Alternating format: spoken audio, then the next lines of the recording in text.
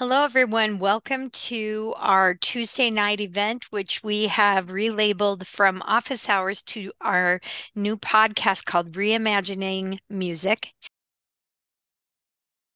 A former band teacher, currently doing many, many, many different things. A cannoli eater is one of them. But James, if you would just like to introduce yourself to anybody who might be listening to our podcast, that'd be great. Sure. I'll just give a brief history of what I've been doing. So I've been in music for 37 years. I started my career in the Army band and not knowing a thing about improvisation. And then I became kind of an expert at improvisation. And I transitioned from that for after 10 years to teaching music. And I'm now actually still teaching. I've retired from full-time teaching, but I got to start a band program from scratch. I'm working Oh, part-time teaching and doing performing and curriculum development and public speaking. So that's kind of where I'm at right now. But 37 years in music and still loving it. not surprising because we understand that as well. We're in there with you. All right. Well, when you and I met each other, we were talking about one of the most interesting things that we haven't gotten to discuss with anyone is the opportunity to potentially have band students create music, compose their own music, and then potentially have that played by themselves or people in the band. But I know you said you had allowed some composing in your class before. You want to talk a little bit about that? Yeah. So as a jazz musician, I really treasure improvisation. And almost from the start, I have students try to feel comfortable with going outside of the box. And especially if you work with older students. So one of my previous positions, I worked at a high school. And if students said, "Oh, I kind of do some composing," I would encourage them to write something for what we were doing. And we did perform a piece or two throughout the years of something that students had composed, or sometimes they just did something simple like a duet and they would compose it for the class. But as a jazz person, I actually encourage people to do a lot of improvisation, whether they're in jazz band or not, to kind of, and once they learn five notes, I really feel like they can start doing that and doing some call and response in a simple 1 3 5 or 1 2 3 4 5 type of pattern, and then making it more complex as they get more comfortable with that. It's really a muscle that if you exercise it, just like what the example I use for the students is that if you're trying to get 100 push-ups, if someone says, "I'll give you $100 if you can do 100 push-ups," you might only be able to do 10 today, but then tomorrow you can do 12, and then maybe the next day you can do 15, and you're going to build up to that 100. You're not going to get there overnight. But it's the same way with composing, improvisation. It's really just a matter, a big portion of that is getting over the fear of what if I do the wrong thing? I wanted to go back to what you're saying is like to getting over the fear of doing something Mhm. wrong. And that is a big, big thing for us, especially with composing music. There's kind of this idea that you have to be the consummate musician before you're allowed to compose, kind of certainly coming from the classical tradition. And that there are all these sort of hidden rules or things that, like, if you're just starting out, like you're terrified, you're going to like break a rule, right? And we're very much about no, there are no rules. I mean, people impose the rules after the fact, being like, that's a cool piece of music. Let's analyze and see how it's put together. But really, music is about just, what are the sounds you're producing and how does that make you feel? How's it, is it successful in expressing something you're trying to get across? And are people responding to that? And so, we're very much about with Hyperscore, just get in there, start make producing sounds. And I think to improvise with instruments, you do need a certain level of instrumental chops, I think, probably to do it in a satisfactory way. But Hyperscore, so many kids don't have access to instruments or lessons to get to that level where they can really start to enjoy it as a creative medium. We very much like how Hyperscore knocks down that barrier. Like anyone can start poking on the computer and putting notes down and hearing the results and being able to change the instrumentation, move the notes around, stretch them, transpose them, layer them, and start to build structures. We're always there saying like, there's no right or wrong. The only judge is you, and how is it successful by your measure, by what you're trying to express. So, Exactly. Yeah. Yeah, sometimes I do a demo when I'm teaching kids to improvise, and I'll play a chromatic scale across a chord progression, and I'll ask them how it sounded, and they always say, "Oh, that sounded great." But then I will stop on a certain note that I know sounds bad, and then they can all agree that that sounds bad. So we talk about how if it's going somewhere, that's the important part. Is it going somewhere? And then like what you were saying, what does your ear tell you? Because we can have all the rules that we want, and maybe you can even compose a piece that sounds bad but follows all the rules because it doesn't pass the how does it sound test. And sometimes we have dissonance that we want, and the dissonance is purposely placed somewhere that eventually leads to consonance. um, but it all depends on what you're trying to accomplish and what you're doing, and what the purpose of that section is. I'm curious, when you start to get somebody into improvisation, like what are your tricks? How do you ease them into that? How do you get them to get over their fear? So one of the things I do is I just make it required. And so when we do these things where we're working on some things like that, I'll say everybody has to play. And so one of the techniques I use, we start off simple. So it might just be a one note thing with a pattern. So I actually start with some jazz jazz philosophy where you have the short quarter notes. So we'll just play a pattern like dot, dot, dot, rest. And so I'll have them play that and they feel pretty comfortable. And then we'll play that sometimes over a change. And I'll have each student will have to play some, or we learn a few things like that over the 1, 3, 5. And then I'll tell them you can't play a wrong note. If you play 1, 3, or 5 and you play dot, dot, dot, you're going to play it correctly. And so then I have them do it, and I don't go on to the next student until because they'll be in a class of 20, there'll be two or three who are like, they're shaking their head. No, I'm not doing that. And I just stop. And it's like, try this, try, and maybe I'll give them a hint and say, well, try a C on the clarinet, and now play dot dot dot like we did earlier with call and response. And I said, now if you just do that, then you'll be fine. And I have not had a student in the 6 years or so I've been working with this. I have not had a student refuse.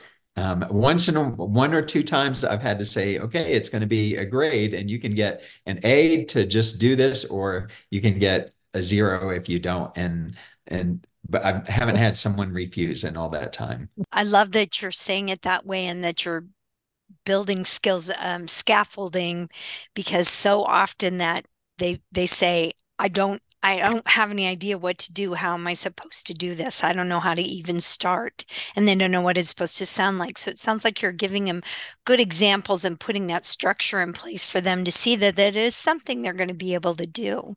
Yeah. Yeah. And we start off with just the one note, then the two notes. And then, so something I found with young people and maybe with older people too, they can't hear the close intervals. So if you played Yes. two notes that were half step apart, they might not hear it. So we might start with the 1 and the 5, and they can almost all hear that the difference between the 1 and 5. And then we'll put the 3 in there. And then there's some trial and error with when we do 1, 2, 3, 4, 5, or when we get to the whole scale.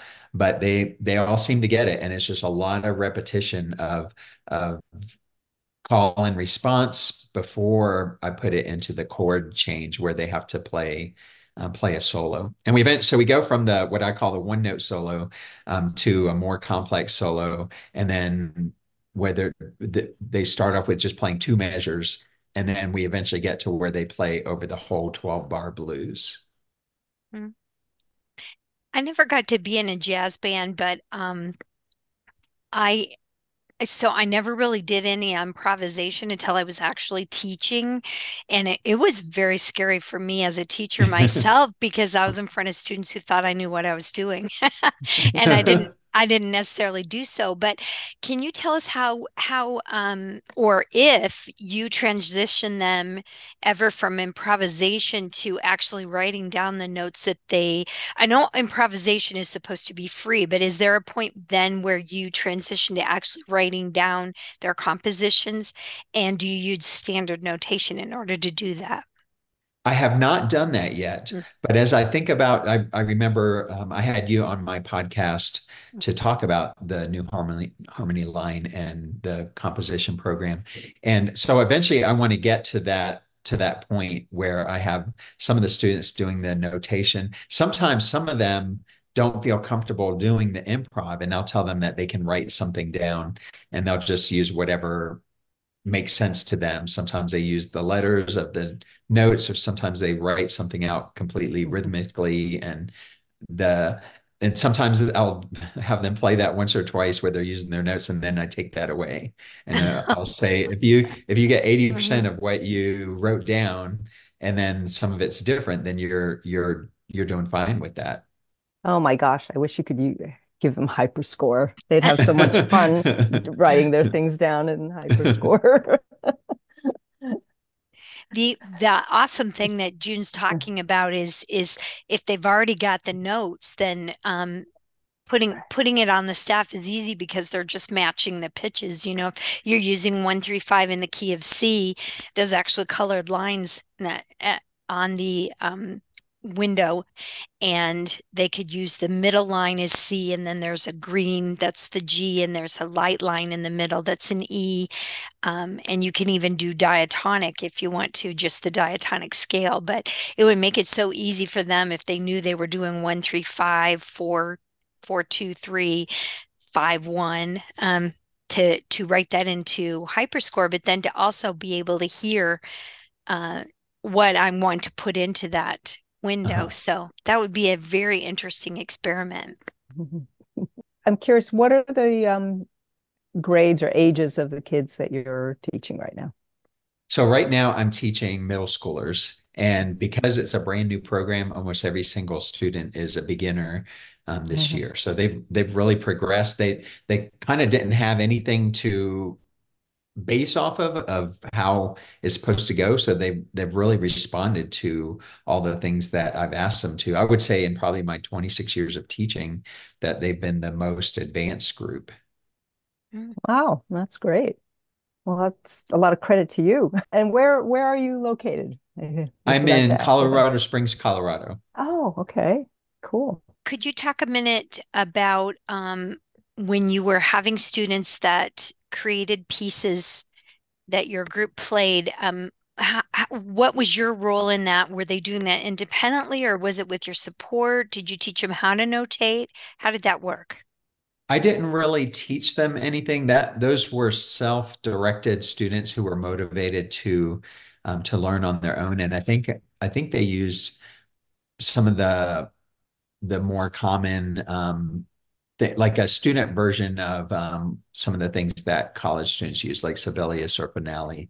And they were able to print out a score, and then we would try it. And what I would tell them, I was pretty honest with my students, and I would say, hey, if it sounds good, we'll do it. If it doesn't, then I'll give you some tips. So I don't even remember specifically what tips I gave them, but I think a lot of times they could hear it themselves. They're like, "Oh, that didn't work like I Mhm. thought," because that's really what composing is, isn't it? That goes back to we have to be able to hear it, because even sometimes in a program we can we can put it in and think it sounds good in the program, but then when we transfer it to live musicians playing, the timbre of the instruments doesn't work out right. The Mhm. timbre online or on the synthesized instruments might be different. And so there was a lot of trial and error and going back, and they'd be taking notes and marking it and changing it. That's interesting. I'm glad you gave them that opportunity that band wasn't just playing an instrument potentially, but potentially composing for those instruments as well.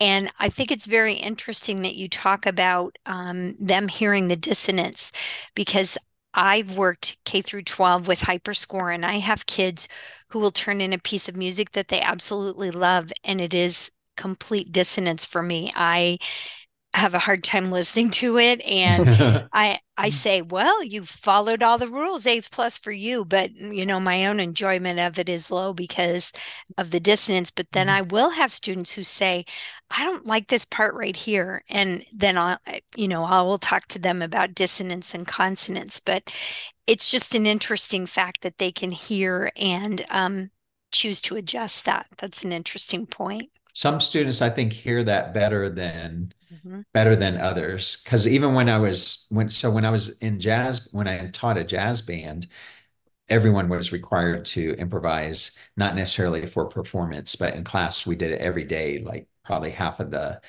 class was often improvising, and so it really stretched a lot of people out of their comfort zones. And I found some could hear right away why does it work, and others maybe couldn't hear it unless I recorded it for them and played it back for them. I worked with a guy one time when I was in the Army band. This was, to me, it was amazing because my brain doesn't work this way. He could look at a piece that we hadn't played yet, and he would see the chord structure, and he would say, "Oh yeah, I'm going to play this note there, and then I'm going to do this, I'm going to do Mm. that." And to me, that was more of a roadmap.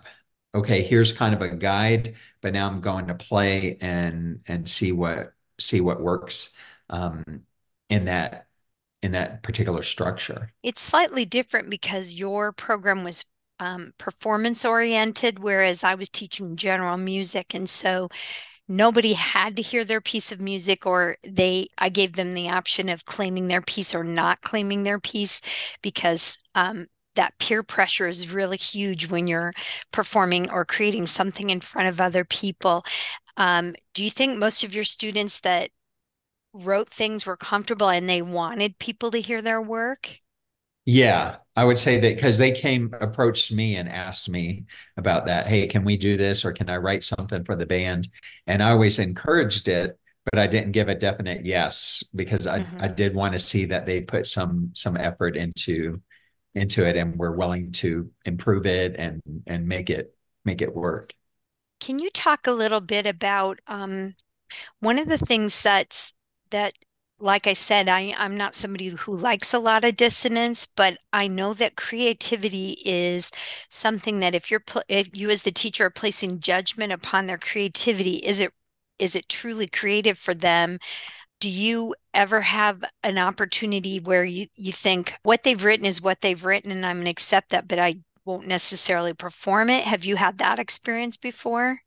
I think I have had that, but I also it's a fine line. I think when you're the teacher, you're kind of like a guide, and you don't want to discourage Mhm. them from doing something, but you also don't want to.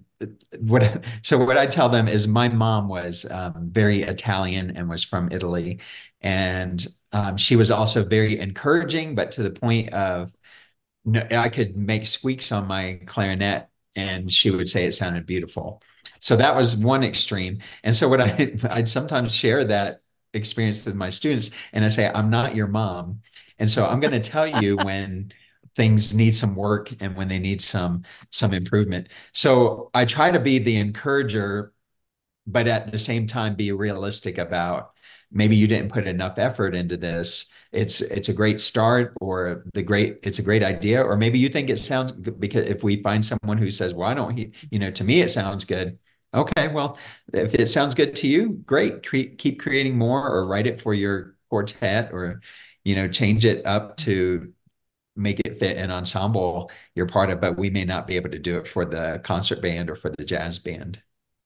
That's such an important aspect of the creative process because I mean to become a really accomplished artist of any sort, you need to, on the one hand, have that freedom and really like channel something without letting your like internal editor kind of block you. But at some point, you also have to step back and be that editor and kind of say, okay, let's Yeah. see how we can make this better, uh, but in a way that you don't mess it up. I mean, I'm a writer and I feel that tension. Like I do these writing exercises where like you have a prompt and you have 10 minutes and the great thing about that is you cannot sit there second guessing yourself. You just have to put something out there. And then afterwards, like, you put on your editor cap and then I feel like there's a real danger of messing up what's great in the original spontaneous outpouring. Don't you find though that sometimes you look at what you thought was great Oh in yeah. the spontaneous and you're like, wow, that really Well, stinks. Uh, that so what I made no tell, sense so at all. that goes back to those students that are reluctant Mhm. to do a little bit of improv. And I always tell them, because even the students who are great at it, I have tips that I can give them. Okay, now you played it at this level, let's take it to the next level. Now you're at that level, let's take it to the next level. But what I tell the students who won't play anything, it's like you got to play something, because I can't give you tips to improve it until I hear where you're at and see what you're doing. So I think it's a lesson that applies in all areas of life. You just mentioned about the writing. You sometimes you just got to get 500 words out, and then you can go back and put your editor cap on and see what worked and what didn't. If you're recording a piece on some digital equipment, let's say, you just got to get everything set up and record it and then go back and say, you know what, the levels weren't quite right, or there's some distortion here Mhm. because I had it too high, or too, I can barely hear one of the instruments because I have it set too low. The same thing, even with, I think with job hunting, we just got to go out there and apply for a couple of jobs. And then if you mess up on some interviews, then you can say, okay, I messed up. Here's the lessons that I learned from that. But just starting and doing something with what you have and then taking it to the next level. And that's what I really love when I was talking to Cece about Hyperscore. I love that aspect of it. It's like it gets something down that then someone coaching the student can help them take it to the next level. Mhm. Oh, I love the way you put Absolutely. that. That's wonderful. That's wonderful. Well, let's pick your band teacher brain and get a little answer to this because, I've had a couple discussions with I went to the Peoria, it was the Illinois Music Educators Convention, and I was talking to some band teachers. And one of the things I was hearing is they were letting their students write the warm-ups. And so when they'd be taking attendance, the student who wrote the warm-up would be conducting the band. What do you think of an idea like that? That sounds like a wonderful idea. I'm going to write that one down because I never thought about something like that. And the cool thing about if they didn't know how to write that on standard notation, they could put it into Hyperscore and then Hyperscore, I don't know if you remember me telling you, it actually prints to standard notation.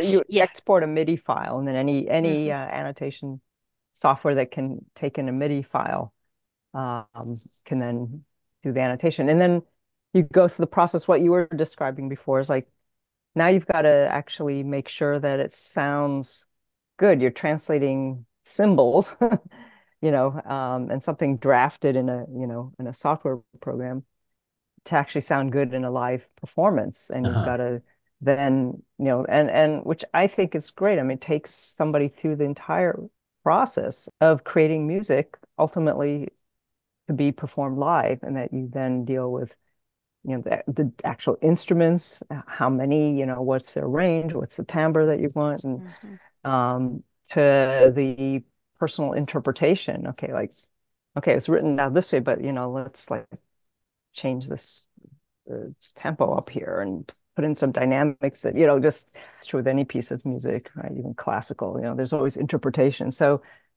I love that what we're trying to do is have kids, experience the entire process of creation. The kind of Um, going on a different subject, when I was at the high school, especially, and here in Colorado, we have a couple of composers that cater to the middle school and high school market. One does band and one does orchestra. And I had them both as guests with my classes. And that's when the excitement seemed to arise for the students who had an interest in doing the composing, that talking to a real live composer and hearing what they were doing and some of the things they were working on and how they got their start.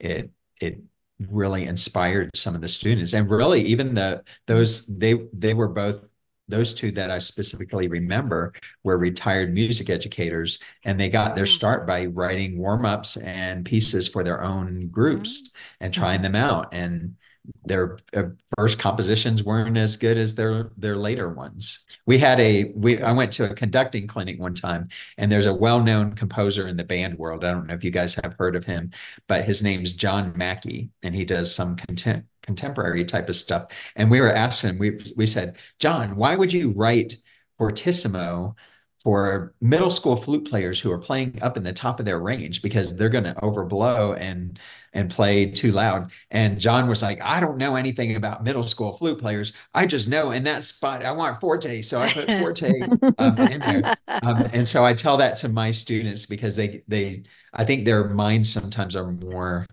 I forgot the word for it, where it's like more legalistic. So if it says piano, or if it says forte or fortissimo, they're like, I'm going to play that. And it's Mhm. like, okay, you have to remember we have one tuba player and 20 flute players. It's not going to be, the flute players aren't going to be playing fortissimo if we want it to be balanced. Or if you had vice versa, then or Mhm. if 19 of the flute players were sick one day and you still had the same performance, then you might have that one flute player actually would play fortissimo that day.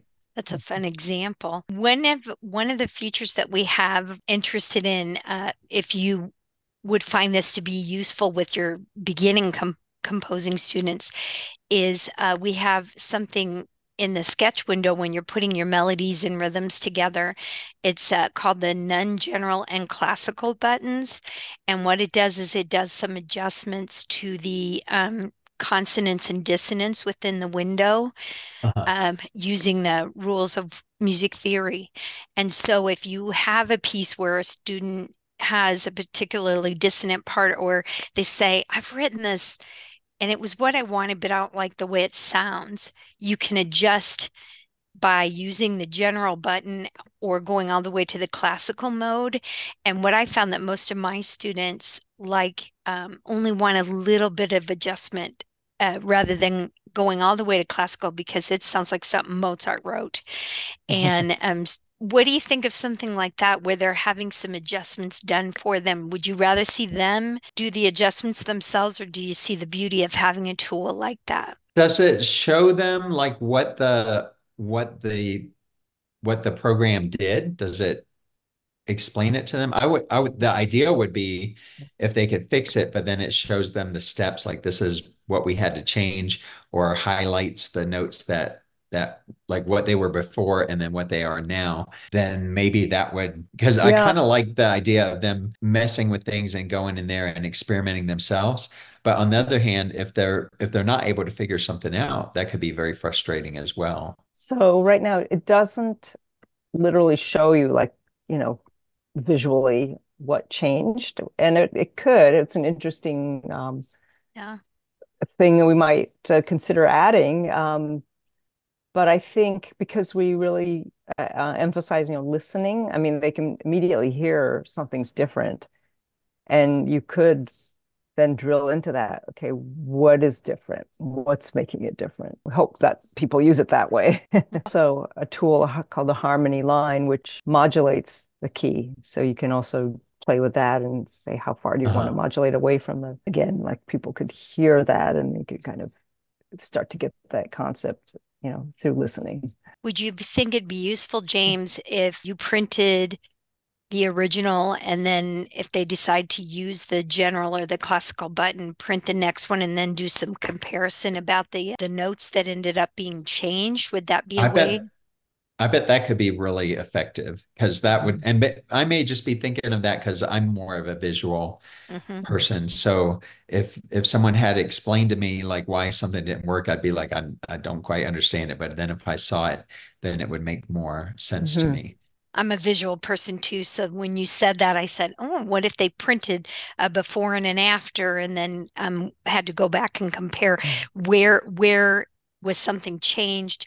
What's the reason why it was changed? And then explain that to them, as this is why your ear likes it more. It's, less dissonant or whatever on that particular example. That kind of reminds me of what I do sometimes when we're the first half of the method book for band, the students are in the same key, concert B flat, and then new keys start being introduced. And there's lots of kids who miss the key signature. And so I'll have two kids play the one play the right note and one play the wrong note.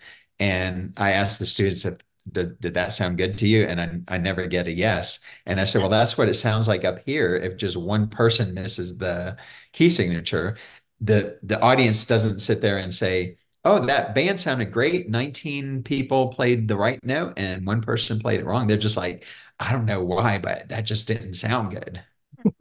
That's a great point. The other thing I wanted to ask you about was, could you see built into your program time to compose, or are you, speaking for every band teacher in the world, you need every minute you've got in your classroom in order to be ready for the concerts, and that composition is going to have to be in a club outside of class or be in a specific composition course. What do you think of that as a band teacher? So I'll just speak from my experience Mhm. of 26 years. I feel like I never have enough time, and so it's hard to give up those kind of things. What I found to be the times I was the most creative is I was in a district once that was going to these remote days. It would be Mhm. on Fridays we were on a block schedule, but on Fridays, like all 8 periods would meet. And if it there for some reason there was a delay on that day when all the classes would meet from snow or weather, then they would turn it into a remote day. Now we all hated that we didn't really get any snow days, but I found it a time to really be creative and we used a system called Schoology where I could post the Mhm. assignments to the students and they could post their responses. And so in those kind of cases, I did use things that were kind of outside the box. But speaking as a band teacher, I would say that most are going to say they really don't have time to go in something that's a different direction. Would you ever see your school going to adding a music technology class? You said your middle school in this next part of your career, you're actually teaching middle school and high school was before, correct? Yes. Okay. Could you see your middle school adding a technology class? I couldn't see them at the moment doing that. It just seems like they've got a good plan in place that's working for this particular school.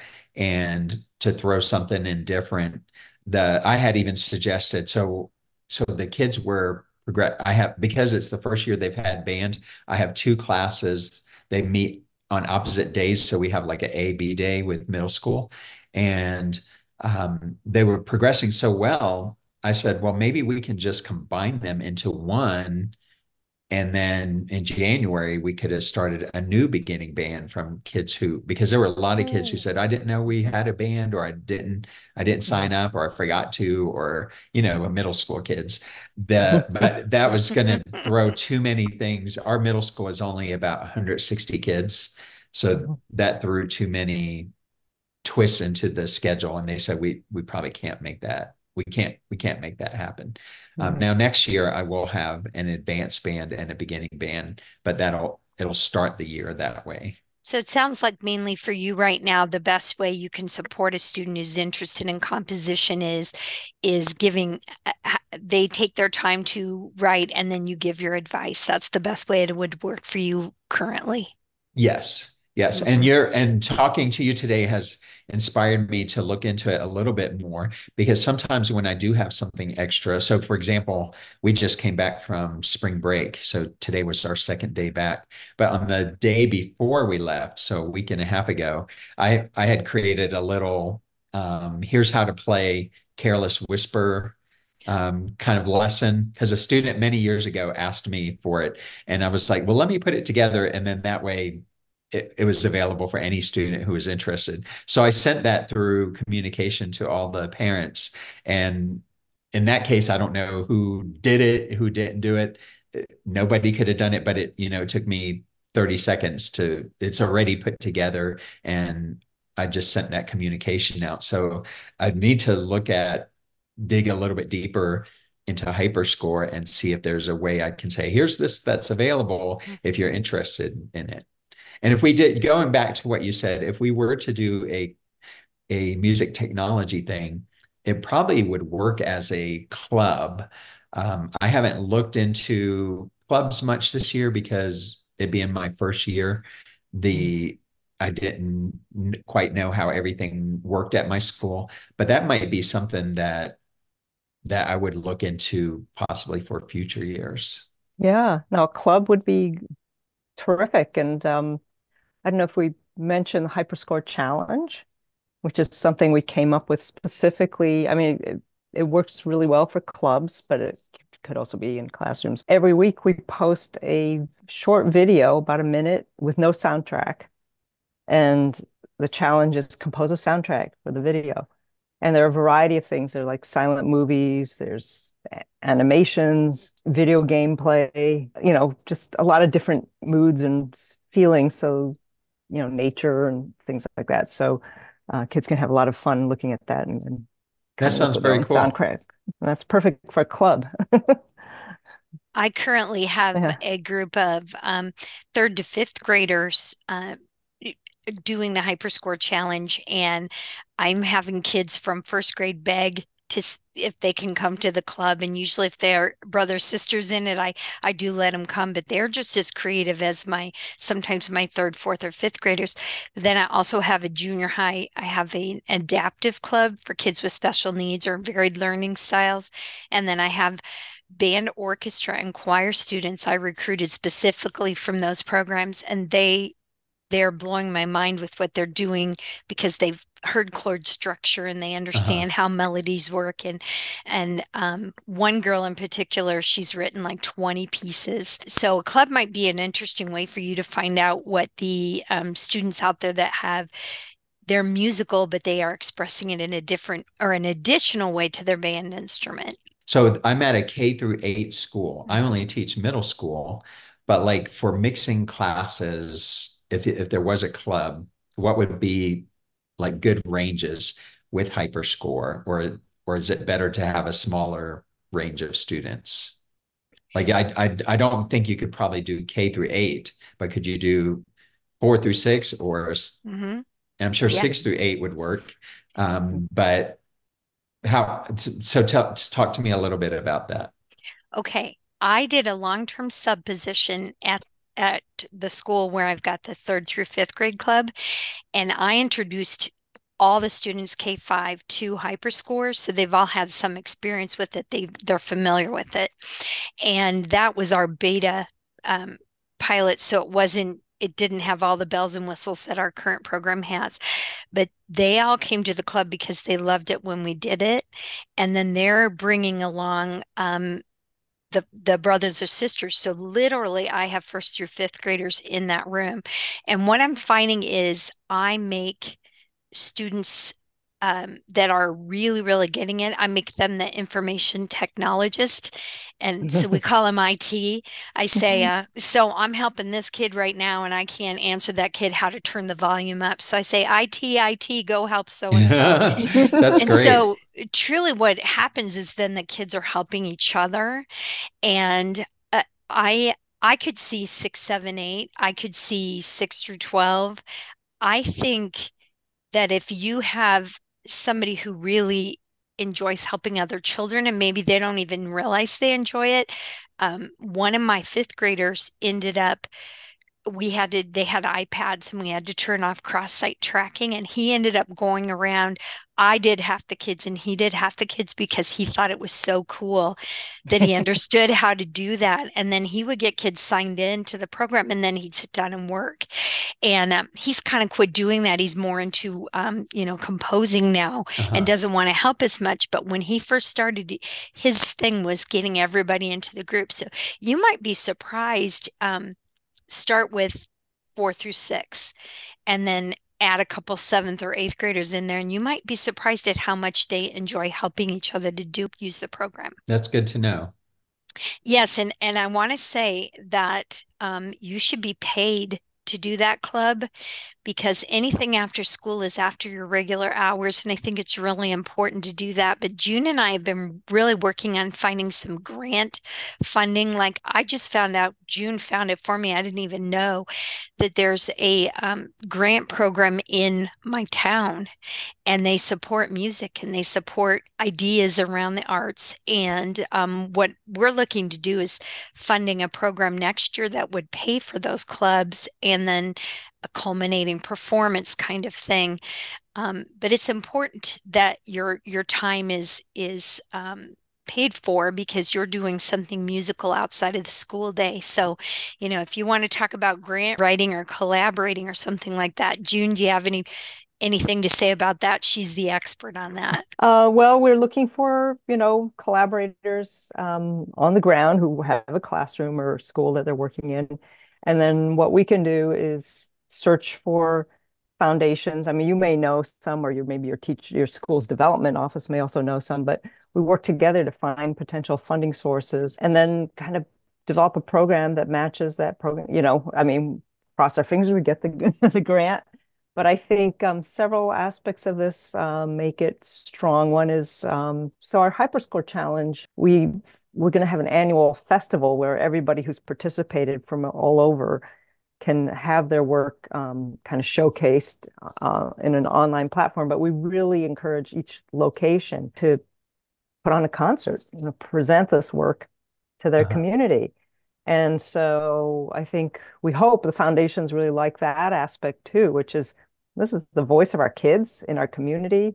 This is what's important to them. They're expressing, and you can be more explicit in their composition prompts. Like, go and listen to where you live and what do you hear and what are you feeling, and put that into, try to express that musically. You get this, in the hands of a good ensemble leader arranging this and putting on a concert for the community, and that's fantastic. And then the other aspect of this, because we want it to become kind of self-sustaining, that we want more and more people to, educators to get comfortable with the idea of that kids can compose music. We encourage, like CC, with part of that grant proposal, proposed doing some professional development courses for other teachers in the community. So now you're not just doing this all by yourself, you're Mhm. bringing along a whole community. I mean, that's the full scale vision, but we can like take bits and pieces of it as as appropriate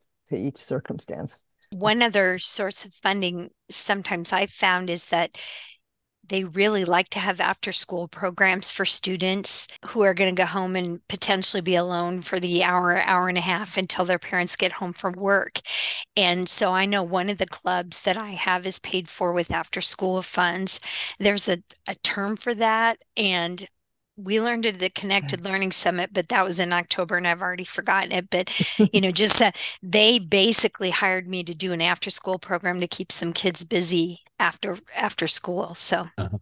potential opportunity there. June, can you think of anything else we can pick James' brain about? No, I think no, you've been so generous with your time and Yes. your thoughts, and we love talking to you. And if you want to pursue any of these ideas, we're here to support it. We'd love to hear some Hyperscore compositions that your kids in the future will be producing. James, I want to say what a pleasure it has been to, we met on LinkedIn and I saw that you were a motivational speaker and you've written books, and I can see why people are drawn to you. I'm not surprised that you would start a band program and kids would be like, how do I get into that? Because you are a very motivational person. Thank And you. we just thank you so much for your time this evening and look forward. We hope it's not the last time we talk to you, James. It's been a pleasure to speak to both of you. Okay.